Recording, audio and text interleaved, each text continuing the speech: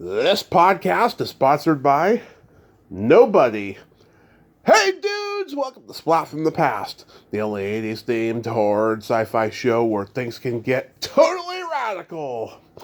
Now today I will be talking to the man, the myth, the legend, and I am talking about Lee Arenberg.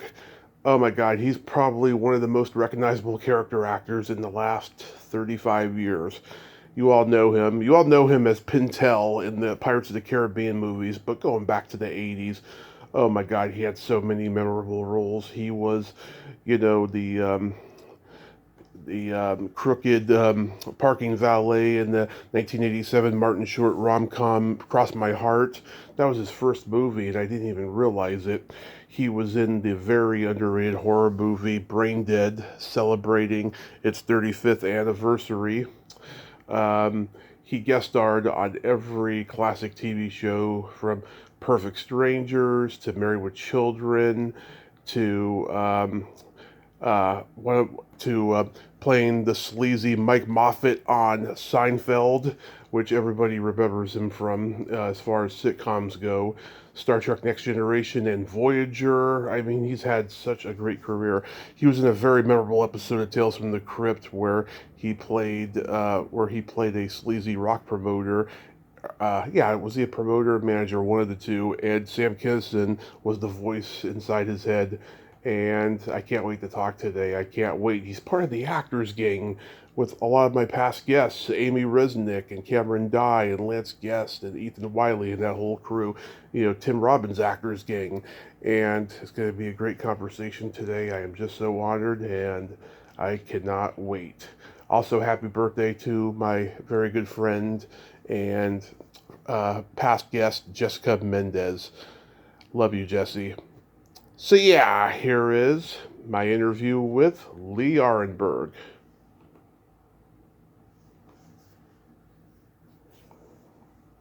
Good morning. Hey Lee, welcome to the show. How are you this morning? How are you, Tommy? I'm good, buddy. I am fantastic. I can't tell you what a great honor this is. Thank you so much for taking the time today. Dude, I mean, I'm only number 2,150 something, though, dog. Let's be honest. Well, you are a living legend. You've been around for a long time, but still, thank you so much. Yeah, thank you, brother. Oh, my pleasure, buddy. Thanks for asking. Seriously. Really a pleasure. Of course. So, going back in time, did you gravitate toward acting early on in your childhood? I really did, dude. I mean, the Hebrew school play was the thing for me. I think I was 8. Mm-hmm. David killing Goliath, singing the song, getting the standing ovation. I was hooked, Yeah. in the greatest way, man. I mean, listen, for me, mm-hmm. the realization that I'm a craftsman. I build boxes. Yeah. I make shoes. And it's up to the audience to decide if that's a cool box or not a cool box. If that's a great pair of shoes, is that a Jimmy Choo, a Ferragamo, or is it like a Skechers, Yeah. And that, turning that over, I love just doing it, man. I love the creating. I love I found my lane early on, and that was pretty cool. And then good school. I love my teachers, the ones that inspired me, the ones that turned me on to the way that pros do it in the theater, and where I started on stage. And then college, and lucky enough to crack into the world of film and TV, where my real desire was always at. Mm-hmm. So you're born in Palo Alto, raised in L.A.? Yeah, I mean, I was born, my dad had a job at the time at Stanford Research, so I was born in Palo Alto, though we lived in Menlo Park, shout out to up there. And then I was like 2 months old, and we came to Santa Monica. So for all intents and purposes, I was raised in Santa Monica. Mm-hmm. I went to school there, Santa Monica High graduate, proudly, class of 1980, and then UCLA. So pretty much an LA boy through and through. Yeah, I'm born and raised in San Mateo, so I know Palo Alto very well. Yeah, see, I don't even know it that well, but I always feel like it's home, That was definitely the stop in the early 60s where my folks were at. many friends from the Bay Area over the years, and doing theater up at Intersection for the Arts, and so I have a real affinity and love for the Bay Area. So there you go. Shout out to your hometown too, pal. Yeah, Silicon Valley. Yeah. So when you were at Santa Monica High School, you were there at the same time as Sean Penn and Emilio Estevez? Yeah, and Robert Downey Jr. and Rob Lowe, and there was a whole... Wow. Well, because there was no Malibu High School. So in all fairness, we were Fast Times at Ridgemont High. We were Ridgemont High. The great mix of,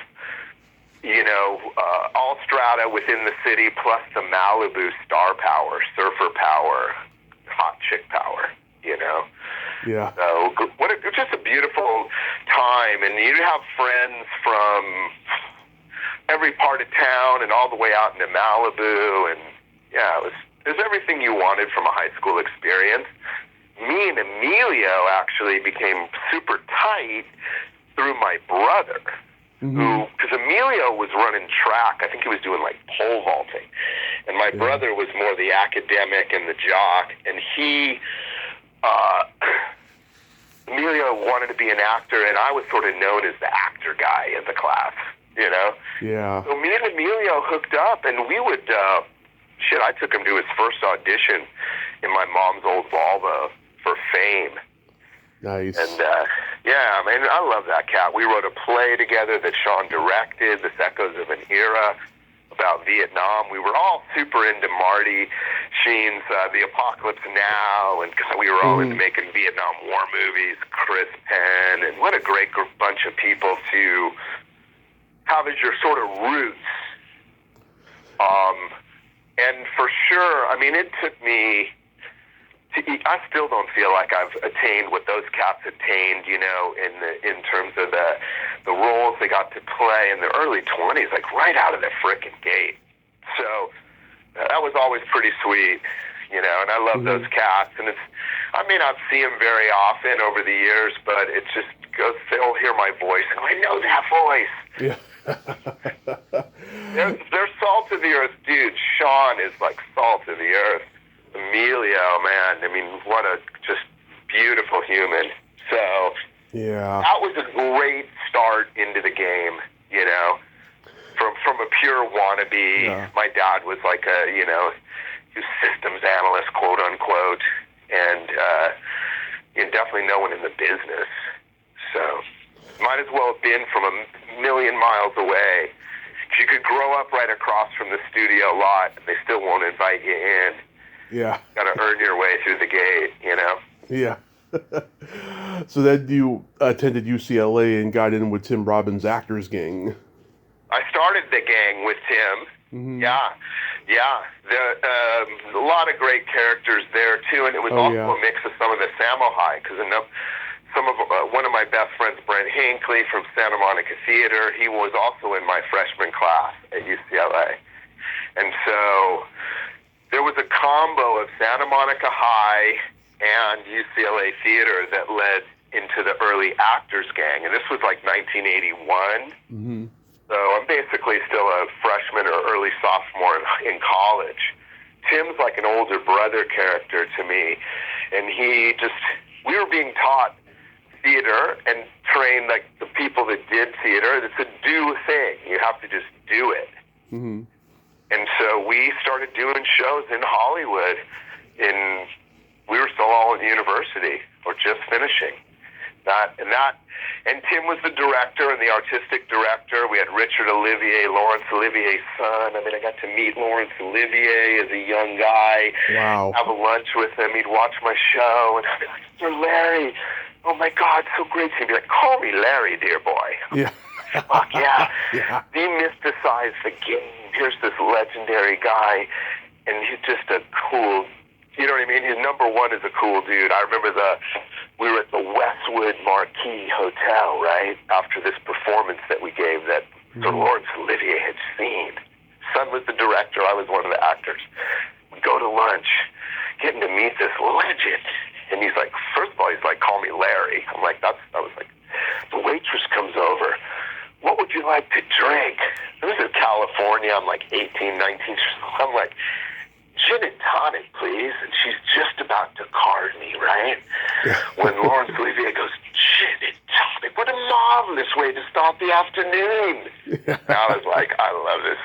I love this game. I love the life. I love everything, you know. Yeah. Oh my God. And I know all the guys that were there: Lance Guest, Cameron Dye, Carrie Noonan, Ethan Wiley, Amy Resnick. I love her. She's so awesome. Yeah. Oh my God, dude, you do. Seth Barish. I mean, at UCLA with me, so many F.J. Platt, Fred Decker. Yep. I mean, yeah. Oh, what a great list. Chris Matheson, Ed Solomon. Oh, yeah, Ed Sullivan, who wrote Bill and Ted's Excellent Adventure. Jane Black. Yeah. And then, you know, Nancy Cartwright. Oh, Nancy Cartwright was there? Yeah. That was the Alex Cox time. Catherine Hardwick. That's where we met Catherine Hardwick. Mm-hmm. She recruited me on the bench in front of McGowan Hall. I was smoking a Marlboro Light. She goes, look, you look cool. Do you think you can be a puppy? I'm like, what? And then I ended up being in her first movie, Road Girls. And then before that, I was like the aunt. She took pictures of me and then animated this puppy in her first. It was called Puppy Does the Gumbo. Huh, I never saw that. Catherine's, yeah. She was early production designer for, I mean, all my shit is layered, right? Yeah. Mostly off of Tim and the Actors Gang, because they did, so we were doing this theater from 81, and it was really where I needed to be, and I was pretty much some hot shit, you know? Yeah. I just had this energy, and it was all based on, like, I'm just going to give it everything, like you know, like we called it combat acting, theater of sweat. We would just, no matter what the play was, we're putting on you know, we're competing for your applause. Mm-hmm. And it combined with punk rock, the attitude of the early 80s, you know what I mean? It was like my energy. I was right for the time as like a punk, you know, actor. And that was a lot of what the plays that we did, and that led to when Tim did The Sure Thing, suddenly he brings this young guy, movie star Johnny Cusack, into the scene. Mm-hmm. And that was like meeting Hughes and Tim's love got me really going. The plays I did in the 85, 86, 87 were, they'd be seen by every casting director in town because we had, you know, Fisher Stevens, Carrie Armstrong, Jeremy Piven, Johnny Cusack. And then, of course, right after that, Jack Black and Kyle Gass and all this stuff. So the gang, we were badass, and it was exactly what I needed to be, just working at my craft every fucking day for 20 years. Yeah, oh my God, I mean... And it's pirates, you know, I mean, that's what it takes, dude. It's no, you gotta love it, and you gotta just be willing to die for it, to have a shot. Yeah, in the post-Vietnam era, everybody was on the edge in theater and improv and stand-up. I mean, it was a magical time. Yeah, magical. And music.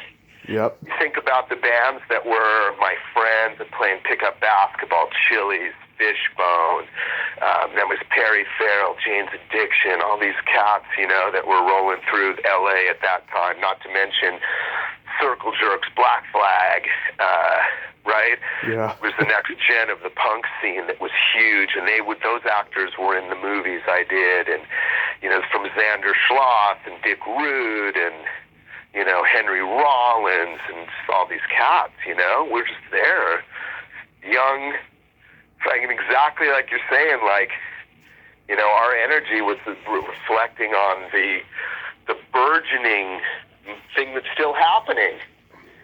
The early kind of like sort of right wing, left wing shit, you know? Yeah. Art sort of thing, right? So, the Clash, we were all into music, you know, the influences of the Clash, Talking Heads, Elvis Costello, the New Wave with reggae, and it's ska. Just what a great time to be the young actor. And that was your era. It was, and so many, like your list of my UCLA classmates is sick, bro. You do deep dive. I do. I deep dive all the time. Well, your story's compelling, and I know this is actually more about me, but I mean, I'm going to say giving you your props because, like, that list of my UCLA contemporaries was pretty impressive. Oh, thank you. Thank you. That might have been one of the best pieces of research I'd fucking ever heard, actually, and I always, like, I'm curious about how deep, like, the interviewer goes, too, you know? Yeah, well, it's funny. I'm a character actor, right? But I have a rich history, and I'm really proud of my, you know, lineage in the game. I know a lot of people I've worked with, and I'm not, you know what I'm saying? So I've had it's part of how you can have a shot is just, it's the luck that it takes in the modern, or in the film game, TV game. I'm sure it's changing now, but of our era. Well, it's funny, you know, I'm a fan of certain people, but I never know who knows who and everything. But then when I do find out, I'm not surprised, because back then there was no internet. Everybody knew each other. It was a much smaller world, you know? Yeah, good point. You'd have to go to the theater to meet the people. And the party scenes were just, you know, of L.A. at places like Al's Bar.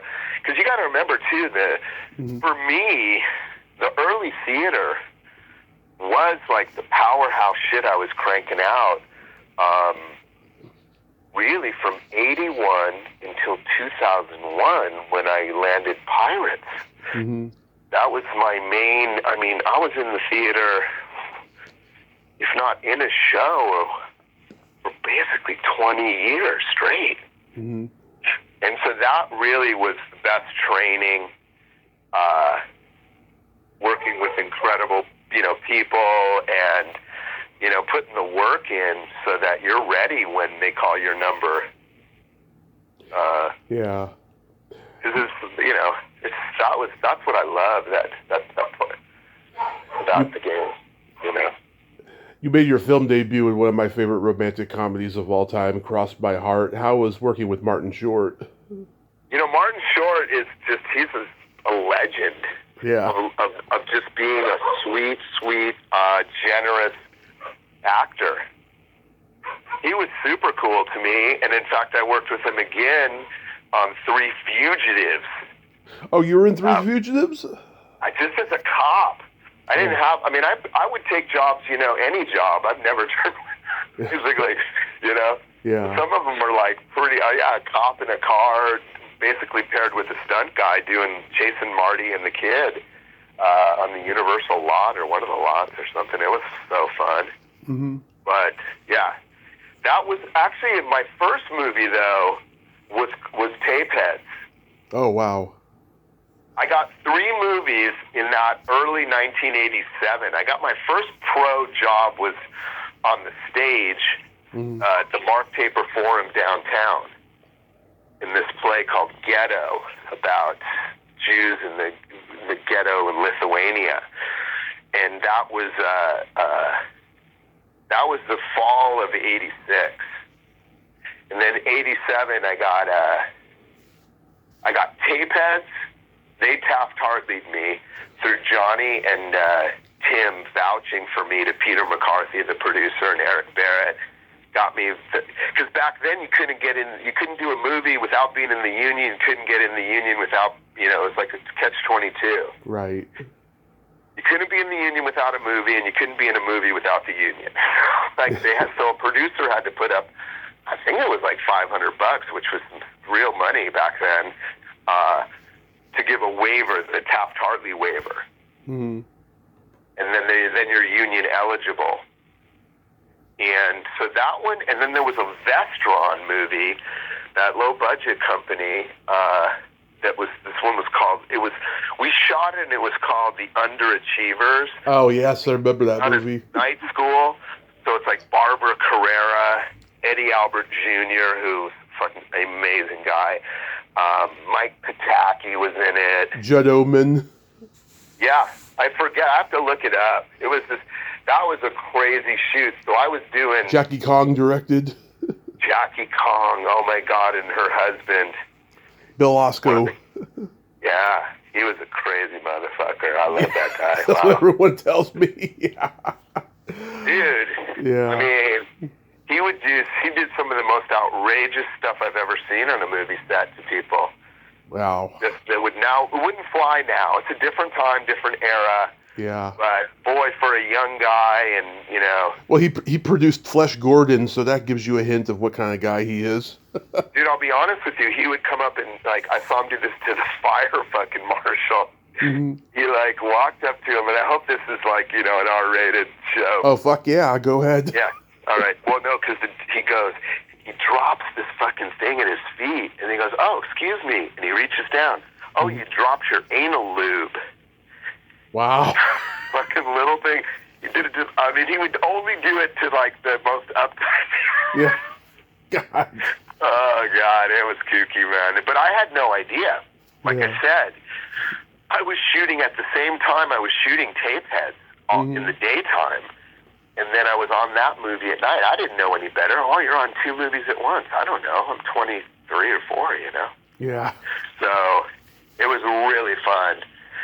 And then I got my first TV show that fall was Perfect Strangers, thanks to, like, I landed a bad guy, good guy, funny guy on this Balky show. Balky and... yeah, I remember. Yeah.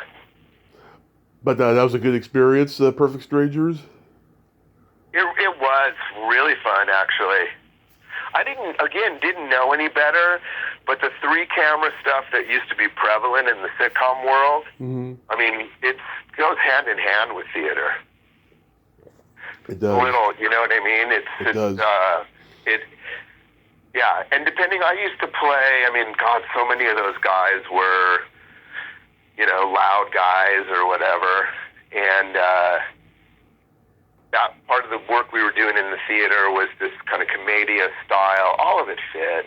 I was very lucky that kind of like sitcoms were prevalent. I was one of the first guys to shave my head, right, and have the goatee, like that wasn't Yul Brynner or Telly. It was out for a while. Yeah. It was, you know what I mean? It was out. So you weren't seeing doctors with it or lawyers or bankers that didn't have shaved heads on TV, Yeah, you didn't see a whole lot of those back then.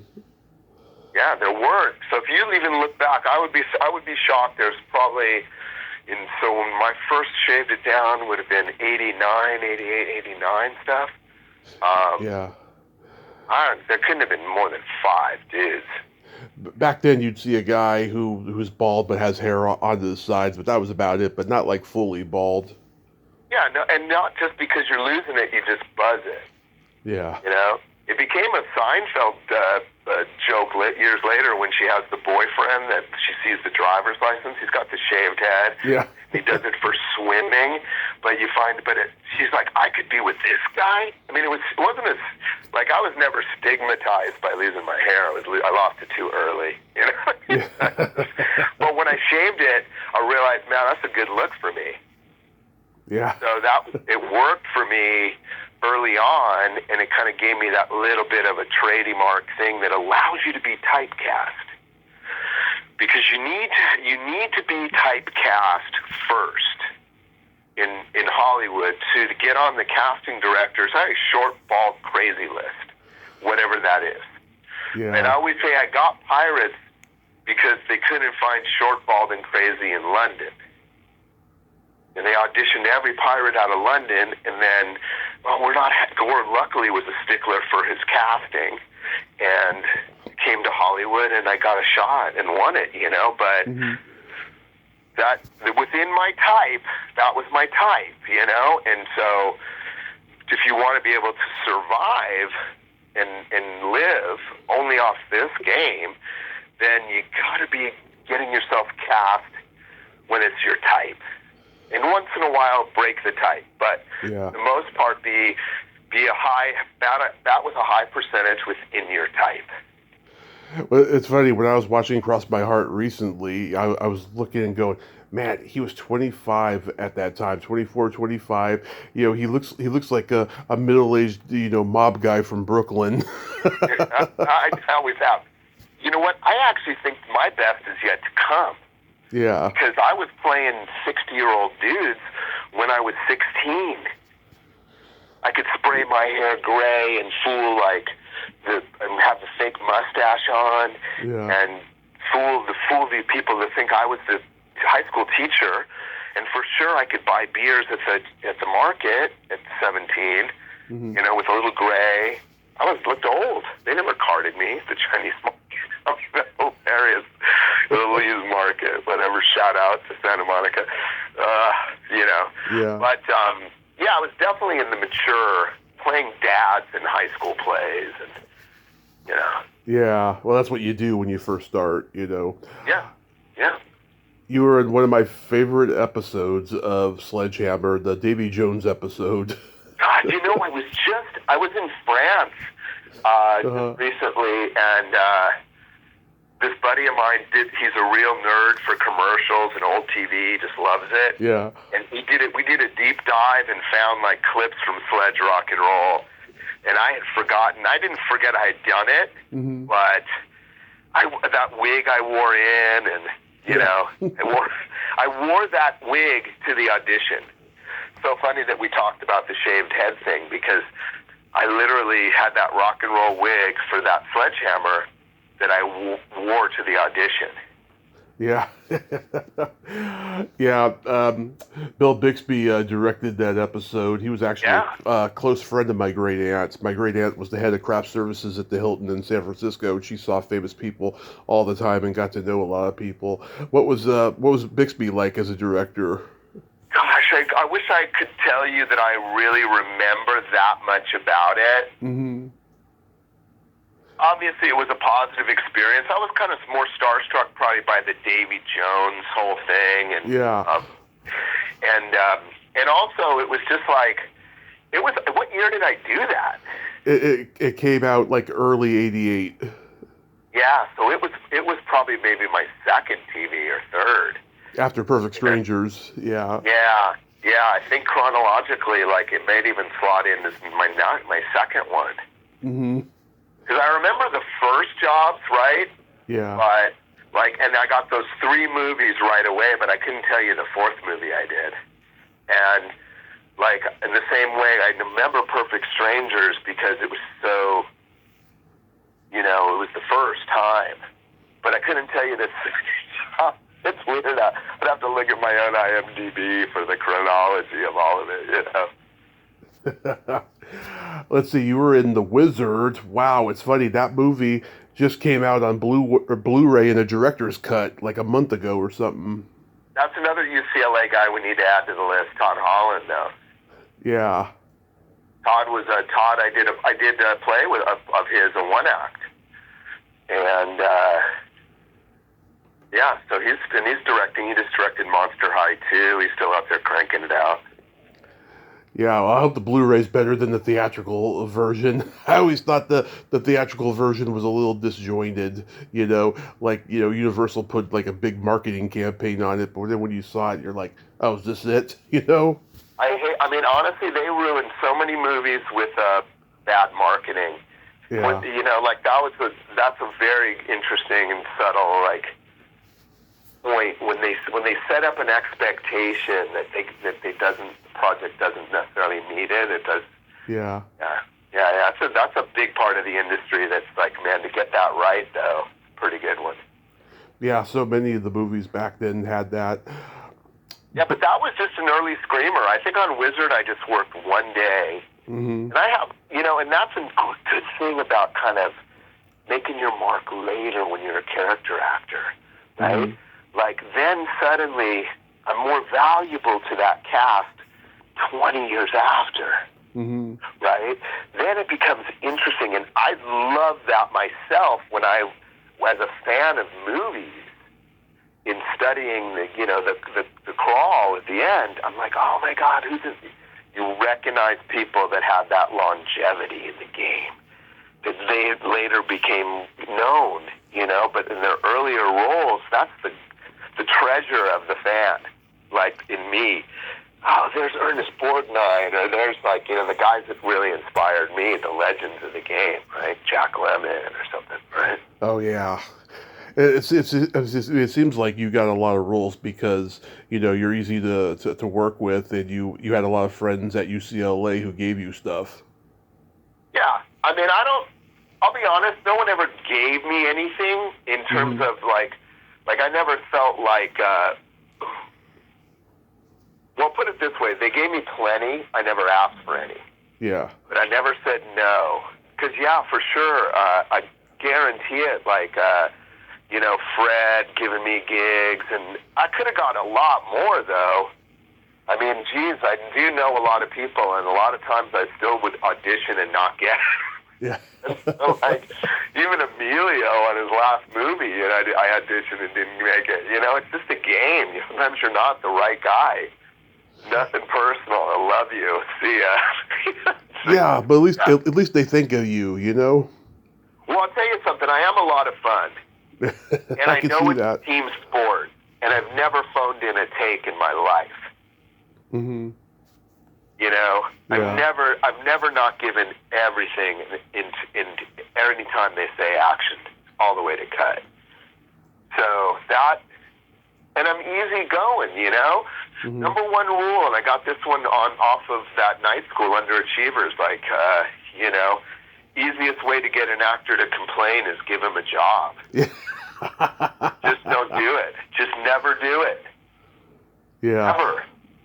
Never bitch on the first couple of days on a set. No. Never. No. But because then day 3, if you have a problem, people will jump to help you.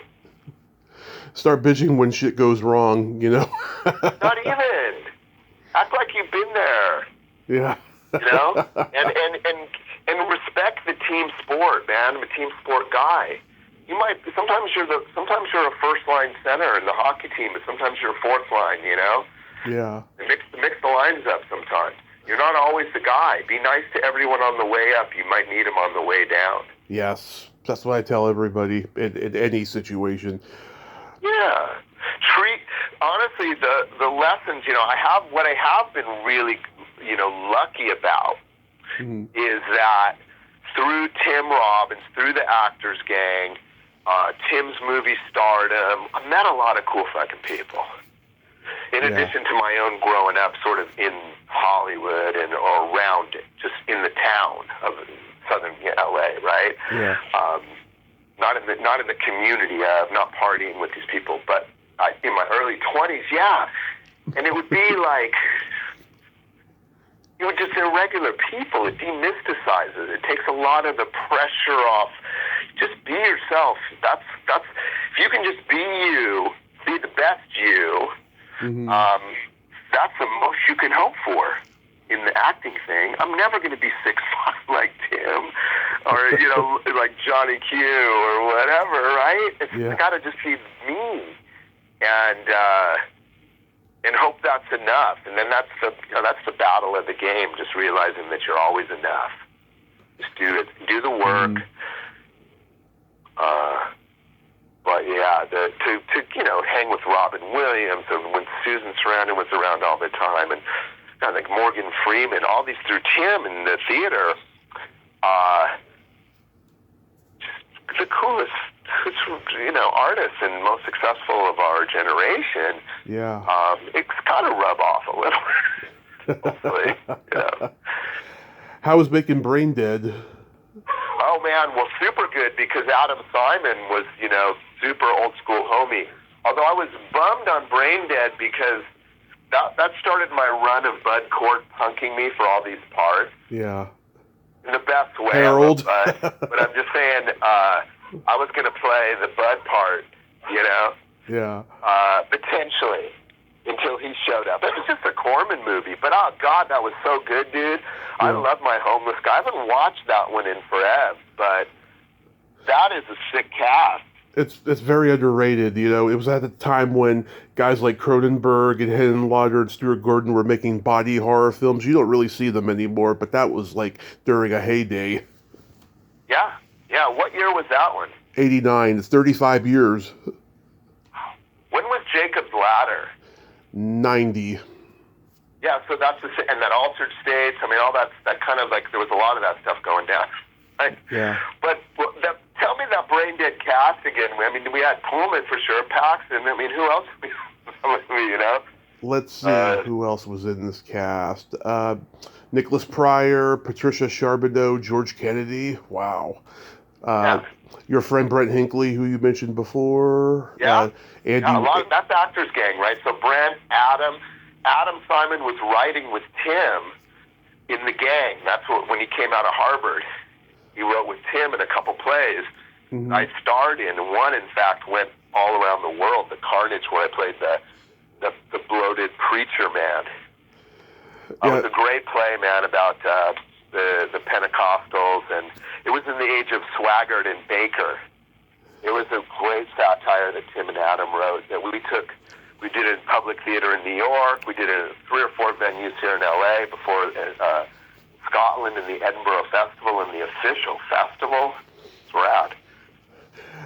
I used to be a pop culture trivia champion, and we used to have this game, Paxton or Pullman, where you had to guess which Bill was in what movie. You know, Paxton's in Weird Science, Bill's in Spaceballs, etc. But they never once said, you know, they were in a movie together, Brain Dead, and it always drove me crazy. I was like, what horseshit is that? You know? Yeah, because both those cats. I mean, Bill Pullman from LA Theater Center, and honestly, I knew Bill Paxton when he was still parking cars at the Beverly Hills Hotel. Yeah. His brother went to Santa Monica High. Yeah. They sent him from Texas, Steve, to live with Bill. And so, like, I can remember rehearsing. I was a junior in high school rehearsing a play in his first apartment in Santa Monica. And I just did a movie with his son, Last Train to Fortune. Mm-hmm. With Malcolm McDowell, and it was a part that was really originated for Bill to do with Malcolm. Interesting. That was a huge loss for me personally, for Hollywood, for so many people when he passed away. Everybody loved him, you know, and he was so not just talented as an actor, he also directed. He directed the Fish Heads video. He's an uber mensch kind of guy, bro. Yeah. He was salt of the earth from Texas. I mean, I knew his dad. His dad was in Brain Dead. He was just one of the kind guys in the around the executive table or whatever. I haven't seen that movie in 30 or 35 years. I did a couple Cormans. I did the Hollywood Boulevard too when I first worked with Cowboy Patrick, with Robert Patrick. Mm-hmm. But I knew him from the theater scene too. I mean, everyone was doing plays, bro.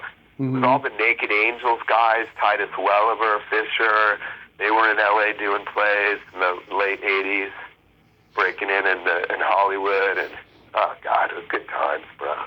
Well, again, there was no internet. Everybody knew each other. It was a small world. Well, and it still is in a certain way. You know, you still have that, you know, there is a beautiful, beautiful symbiotic relationship that happens within a cast and crew. So you might only work together for a week, but you'll remember the people forever because you have meaningful conversation and, you know, there's long days on a film set or TV set. There's plenty of time if you're cool to, like, be curious. I remember the Tales from the Crypt episode you were in with Sam Kinison as the voice of your conscience. Did you get to meet him? Later. I actually, recorded with an actor doing it off camera, but I knew his shtick, so I played that he was screaming every time I fucking hear, you know. God, that was my first and only maybe time I've been number one in a call sheet, you know. Yeah. They took a chance on me for sure on that one. Yeah. Oh my God. Like, Sam was like my hero growing up. He really impacted me early on. Was this after? Do you know if this was after that car crash with the pole? Oh no, it was before. Well, no, the car crash that killed him. No. He had a car crash. That it was just he hit a pole, and he was with CC DeVille from Poison at the time. Oh. They just got done recording. Mississippi Queen, and then that second album he had where he did music. Yeah, I'm gonna say I don't even know on that, to be honest. Like I said, he was sort of a separate entity, and I didn't cross paths with him till maybe even a year after at the Comedy Store. We used to go on Monday nights. First we'd go Chucky Weiss at the old Central before it became the Viper Room every Monday. and then we'd go to the Comedy Store because it was free on Monday night. Yeah. Everyone would come down and try out their new material. Eddie Murphy doing Raw. That's when Dice was on top of the comedy scene. Oh, yeah.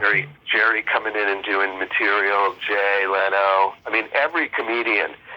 All the legends would come on Monday night. It was a free night, and they would just try their new gags out, or before they would take a show on the road. Man, that was a real scene, dude. The Comedy Store Monday nights for a couple of years, at least, in the early 90s. Yeah, that was the golden years of that place. What about Iggy Pop? Oh, my God. Jim, like, the best. Yeah. That was so much fun for me, to have that connection. Just a sweet, nice guy. Like, again, demysticizing the rockers. All those cats, Spider Middleman, Hunt and Tony Sales in the band, they were, Soupy's kids. And yeah. Great stuff, man. I felt like I arrived on that one because it was so fun, and, they gave me the ball. That's all I've ever asked for in this game is just give me the ball. Yeah. It got to be the lead. Yeah. I feel like I have the ability, and I'm not always going to be in the right look or what the script is, but if I can fit it, give me a crack. I'm going to do something fun, and, Mm-hmm. With Marty Slash, though, it was next level, dude. Katie Seagal and stuffing her into the drum kit. And I remember the very first day, because the guys that wrote Roger Rabbit were the co-directors, Seaman and Price, and they took a chance on me. And so Monday at like 7 a.m., geez, isn't it unusual that like Dick Donner and Walter, everyone's on set, all the executives are just kind of seeing who's this guy's the lead in this thing, and still time we can replace him. It's like, and the very first setup was Katie dressed as the rock and roll vamp coming to my office door before she's revealed as my banker, Yeah. And the very first shot is a tight shot on my eyes, and her, rack was eye level to me. So basically, it's me opening the door and doing a double take. That was the first shot of the thing. Like, yeah, who's knocking at my door, And I cracked everyone up on the first rehearsal just with the look, And then suddenly all the producers have gone because, all right, you're funny. And I didn't, no one ever said it to me, but I knew what was up. And luckily, I had that spidey sense about, what's happening, a whole awareness of the room, which I attribute to my theater skills. Now, a lot of people recognize you as Mike Moffitt on Seinfeld. Yeah. I just love those two episodes you did, the parking space. Thanks. It's just so damn funny. Jerk, oh, and you're not? I mean, talk about like a generous writing team. Talk about like people that wanted you to be funny. Mm-hmm. That's the show about nothing. That's the genius of Seinfeld, is they let the funny go where the funny needed to go, story-wise. And especially by season 3, when the parking space was a show. That Michael Jordan is so phony. They wrote me that the last day. Like, that came up right as we're shooting, basically. That monologue was in that last version of the script. I remember reading the script and going, whoa. Yeah. So, great feeling there. I learned so much about, television and performance from Jerry, and just learning to ride the laughs and hear that studio audience. And it was neat, man. I loved every second of my Seinfeld time, for sure. And obviously it's resonated maybe the strongest of my early stuff. I still get that recognition on a, I wouldn't say daily basis, but pretty damn close. That Susie episode, it's not the best episode, but the two good things about it are you and the fact that George sings the Greatest American Hero theme. Oh, that phone message was just epic. I have it on mine, on my cell phone. I sing it, yeah. I loved it. Yeah, I remember someone called me once and left a voicemail and said, "Okay, George Costanza." Yeah, that next level, like wackadookie with the breaking of the thumbs, and I mean, it was great. It was definitely, I enjoyed it. I mean, it was 5 years after the first one. To be brought back like that has meant so much. You probably didn't think you were going to be brought back. No, I didn't. I honestly, dude, I don't think about that ever on anything, except for maybe I would think about it maybe when the Pirates thing went down, Yeah. But for the most part, you got to let that stuff go, and you're only as good as your next job. Right. That's the best mindset, because otherwise it hurts too much when you get it right like that. And it comes together, and you're not. We're just either a guest star, maybe you're lucky to be the recurring, but it's like you're still catching a bit of that network gold. And Seinfeld is, like I say, it was the generosity of the way they wrote it. Where they weren't afraid to let Kenny Bana character or the Jerry Stiller character be the funny guy. Or Peterman, yeah. Yeah, everyone, Putty, Peterman, any guest star, Wayne with Newman, they were generous. And the laughter was there, the sense of like breaking them, I remember breaking them, now there's all these great bloopers online, and when I would in the parking space, when he's busting me outside, and we're just fighting starting, and I'm like, Jerry, the Michael Jordan is so funny, and then I, turn to Kramer right away. Why'd you tell him? Yeah. And it was that was straight out of the Actors Gang stuff, where we would just switch our emotions, like from a sad thing right away to the anger or whatever, and then back to the sadness. So it was great to be able to apply some of that just technique into television comedy. Push the line of what's too big. Seinfeld characters could get big, and that was a good fortune for me, since I have a tendency to get big once in a while, Yeah, to be locked in the truck, that's got to be the most claustrophobic, awful feeling in the world. It was, I mean, the funny thing was, I think there was cables sticking it out, and I don't think it was truly all the way locked down on there, but yeah, I think I would have been okay on that with everyone if they had left me and walked away and done one of those things like when they haze you and they just hang you up. But everyone liked me, so I was lucky. That was, I mean, I remember just cracking them up because they were giving me the lines. Jerry was sitting at the monitor. He was in the shot and then kind of telling me what to say.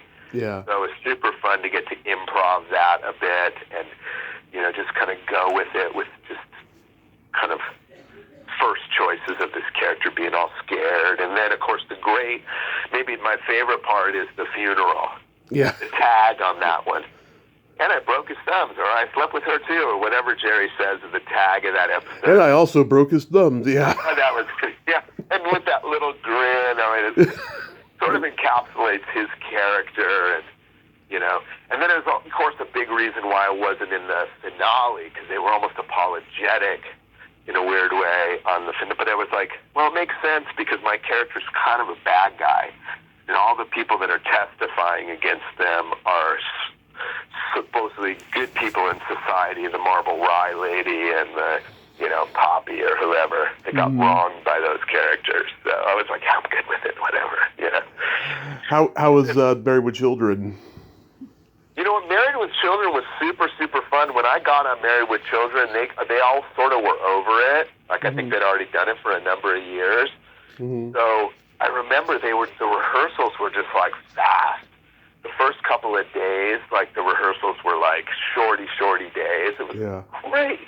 And I'd already worked with Katie on Tales from the Crypt, so that was way cool. And then Ed O'Neill is probably one of the nicest guys in the business. Oh, yeah. And I've since become friends with Faustino. And so that was just, honestly, it was really fun. And I had that little poker scene, so I really was only working with Ed and the other cats that I played poker with, J.J. Johnston and, God, who was the third guy? I have to look that up. But, yeah that episode was, otherwise a bland, last season episode or whatever, But I remember Yeah, seeing but I you. got a piece of it, you know what I mean? In terms of Yeah. like the way I look at it, yeah, it wasn't my best work by far, pulling the thing out of my pocket. Yeah, it feels good in my pocket or whatever. I mean, it was Married with Children, but it's like it's a line on the res, and it was cool to experience it. But yeah, it was definitely, I don't know if it was the very last season, but it felt like it was a last season energy, And I loved it because it was fast, it wasn't precious, all about the taping. Mm-hmm. Tom LeGros was the other guy. Tom, yeah. Yeah. I'm sure you get recognized a lot for the Star Trek shows that you were on. Well, I mean, obviously they don't recognize me because of the makeup I always wore, but yeah, my God, those fans are the best, dude. God bless the Trekkie Trekkers out there. They set up all the fandom, the whole Comic-Con world is because of them. And they also collect the autographs of every single player of the world. Mm-hmm. So yeah, absolutely. And to be one of the handful of guys that did Next Gen, Enterprise, Voyager, and Deep Space, Mm-hmm. I was pretty cool. Now I haven't been on the new one, so I guess that's there's probably a few that have done all of them. But yeah, dude, I loved it. There were fun characters. It's taken me all over the world doing the conventions. That was because not every show fits really into the convention world. Mm-hmm. Well, I've been lucky that Star Trek was huge, Pirates was huge, the Once Upon a Time was huge into that world, because that's been a nice little side hustle for so many of us. Yeah, so you've done the Star Trek conventions? Yeah. Yeah, it's gotten to the point now where if you were only on one time, you get invited to one. That's what I'm saying to you, though. That's the beautiful thing about it. Mm-hmm. They want to know all of it. They are just the ultimate fans of it. They deep dive so deep. They'll have that Star Trek encyclopedia with everyone's autograph that's alive. It's pretty powerful. And to know the history of even conventions in general were all started when they canceled Star Trek too early, and the fans didn't like it. Did you go to the early Star Trek conventions when there was like nobody there? No, I didn't start really doing the conventions until after Pirates. So I'm pushing 20 years of conventions, maybe all told. Now. Yeah. So no, they were going for a long time prior to that. Because guys have told me, they remember going to Star Trek conventions in the mid-'70s, and there was like nobody there, maybe 30 people max overall, Right. because it wasn't as big as it is now and stuff. No. Yeah. Well, fandom in general wasn't, right?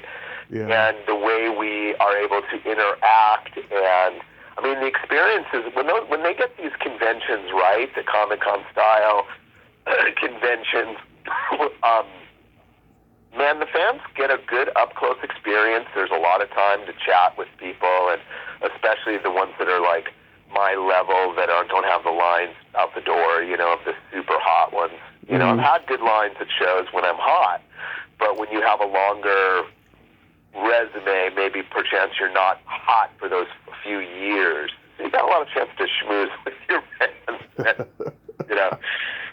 And like I said originally, like, who am I to judge? I make the box. It's up to you. Is that a cool box? Some people think D&D is incredible. Or it's one of their favorites, or Freaked, or who knows? Any one of the movies, and it's. I have to be curious and enjoy wherever it comes from with lack of judgment. If I think this was my greatest, I love Action, that TV show I did, right? And I think that's some of the most clever stuff and fun character, or Californication. So you just never know when that fan's coming to the table going, that was great. Yeah. That's a real cool part of it, bro. Real cool. Now, getting into Pirates, how did you get cast as Pintel? Was that like a standard audition? It was, dude, and it was after they had already kind of gone to London and cast Mackenzie, for example, and most of the parts. And then they were like, okay, we have this, second batch, and maybe Pintel might have been the juiciest part still up. So, yeah, it was a standard kind of audition, reading with the casting director, and then getting a call back, and then getting it, the offer. So. Yeah. So out of all of them, which one was the most fun to make? Honestly, for me, the second one, called Dead Man's Chest. Yeah. Because number one, and because I felt like that was the moment in my career that I felt like, wow, I leveled up. It was a level up moment in terms of how I felt about, the last 25 years. Because I'd been in the first one in the ensemble of the Black Pearl Pirates, and then they said, okay, you guys, we want you in this one. Mm-hmm. And so it was suddenly moving up a notch in terms of holy shit, I'm going to star in a couple more big ass fucking, maybe it was the biggest at the time, And then they wrote that incredible entrance for us in the rowboat with the dog arguing about the Bible, and it was just made us into Shakespearean clowns, gave us the kind of R2D2 C3PO status of the world, or the Laurel and Hardy, where the worker bee comments on the antics of the royals, if you will. And yeah, incredible. And I loved obviously seeing Johnny become the number one fucking movie star in the world was insane, and he deserved every bit of it. Jack Sparrow was just magical to all of us on set, all of it. I mean, it was something unreal. Kira's stardom and Orlando's stardom, and to get to watch Jeffrey Rush work on the first movie, right? So by the time I got to the second one, I'd already experienced that, and so I was able to really enjoy. Plus, I was a good guy. I was on Johnny's team for the movie. Yeah. That was pretty neat, bad guy into the good guy, and it's kind of really was the essence of my type that led to being grumpy on Once and all that.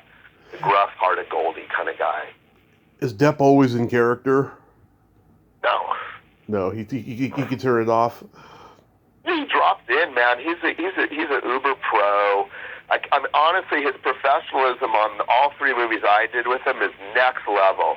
Mm-hmm.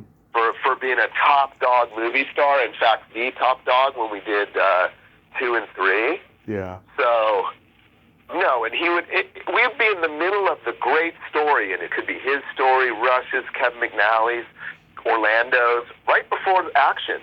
Even up through Speed, they'd still be telling the story.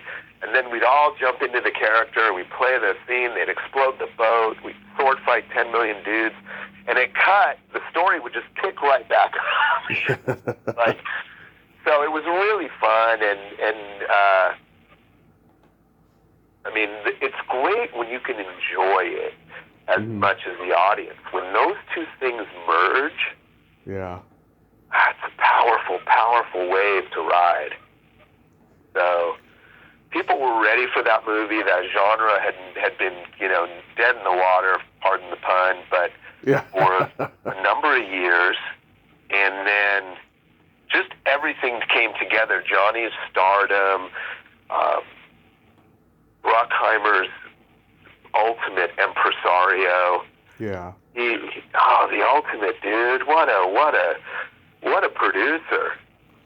What a guy. He makes movies. I asked him one time, I said, Jerry, how do you decide what movies to make? He's like, I make movies I want to watch. I'm like, what an answer. Yeah.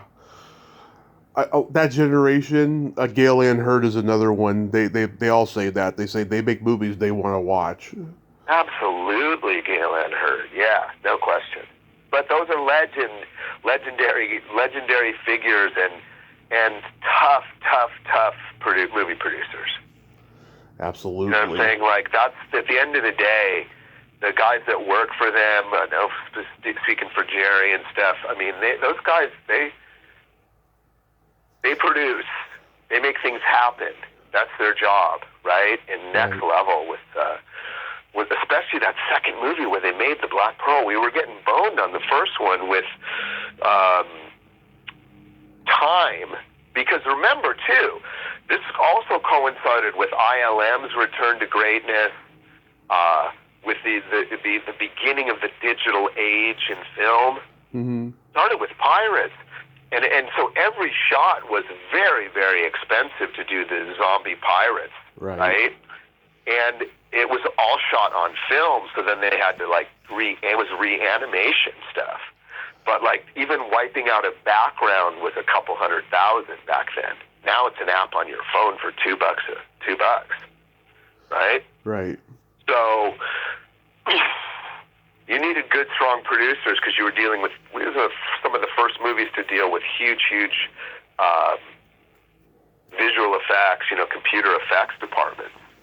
That was the start of that 10-minute credit reel for guys doing all the computer work. So, do you have anything upcoming you'd like to mention? What's that? You have anything upcoming you'd like to mention? Any new movie or TV show? I do have the next thing that will probably be available. It will be that Last Train to Fortune, the Western I did with Malcolm McDowell and James Paxton. Adam Rifkin directed. Wow. Great buddy movie picture. Not sure where you'll see it, but it's definitely been, it's a Western, and I just got a little cameo in it, but it's a really fun kind of buddy flick, and really well executed, so I'm super excited. Charming fucking energy to it, which is that kind of Western. There's so many little nuanced parts of the Western, and ours has a lot of, Malcolm McDowell, come on, bro. Yeah, the best. What a talk about a guy that was cool to hang out with and hear his stories, and oh my goodness. Clockwork Orange, man. Yeah, just to start with that one, and then it goes from there, but it's also his early theater days, and his connection to rock and roll, and just, oh my God, what a resource, and what a great fucking dude. Yeah, I heard him on Barron's podcast recently, and he was telling stories about Mick Jagger and all the old, English actors, including Olivier, about hanging out and drinking with all of them. Absolutely, man, in the clubs and in the, they had their actors club and all that. Absolutely. Also, do you have any convention appearances coming up? I don't know that I have any, in the real short term. I don't know when this airs or whatever, but I'll be out there. I get out there pretty frequently. And there's, so I think the next thing's up for me. I've got a few irons in the fire. The business is in bad shape, bro. It is. It is. It's in bad shape, so we're all needing a lifeline artistically. I did a little short film in France, kind of as I was over there doing a film festival, and that one's pretty sexy. Chain Reaction. It's kind of like I'm a De Niro bad guy in Heat. But it's only a 20-pager, but the people go on my Instagram, they can find that, just Lee Arenberg on Insta, and there's some good footage and BTS of that. So hopefully they get funded for a feature. And I'm trying to get some irons in the fire overseas because there's just a lot of great young filmmakers, and I like young filmmakers, so short films sound good, college films sounds good. I know that's where I'm going to, attaching my harness up to one of those young superstars, potentially could be my next great opportunity. So just a never say never business, bro. Yeah, it's unpredictable. It is in bad shape, but hopefully it'll swing back around.